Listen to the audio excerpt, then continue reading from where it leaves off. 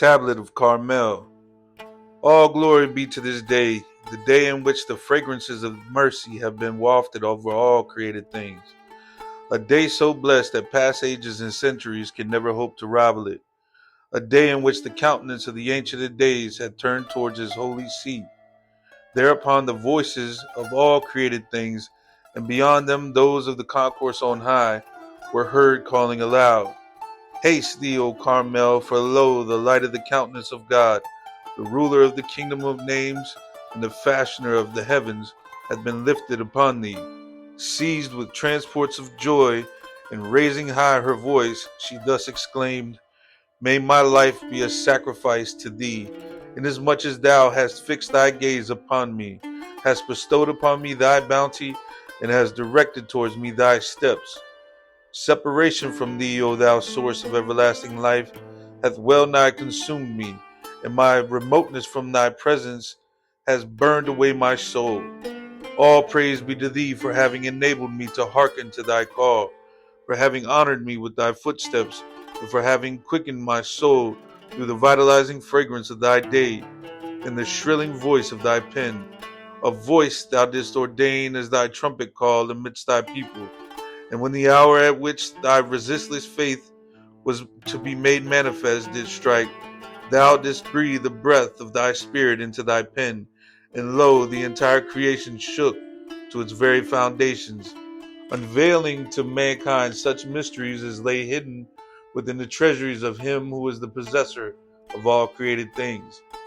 No sooner had her voice reached that most exalted spot than we made reply, "Render thanks unto thy Lord, O Carmel. The fire of thy separation from me was fast consuming thee.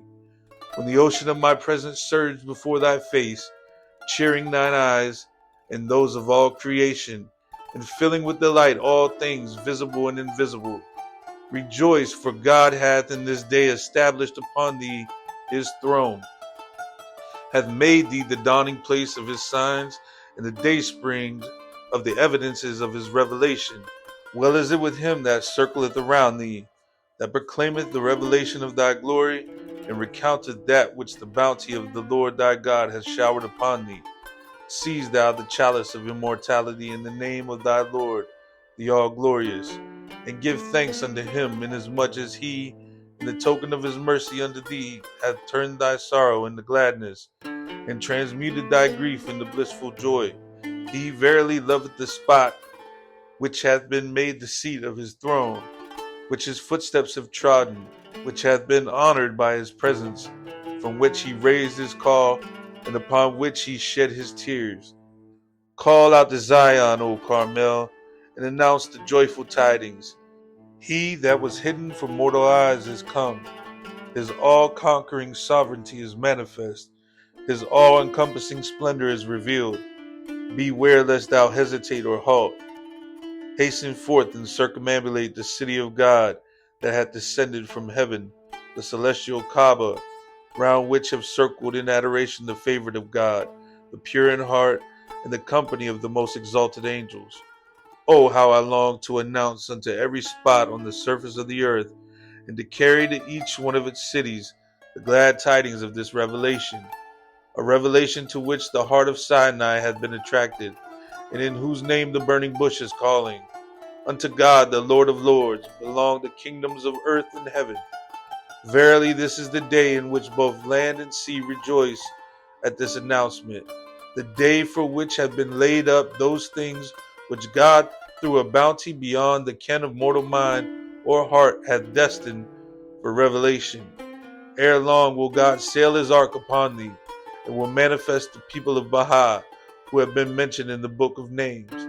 Sanctified be the Lord of all mankind, at the mention of whose name all the atoms of the earth have been made to vibrate, and the tongue of grandeur hath been moved to disclose that which had been wrapped in his knowledge, and lay concealed within the treasury of his might. He verily, through the potency of his name, the mighty, the all-powerful, the Most High, is the ruler of all that is in the heavens and all that is on the earth.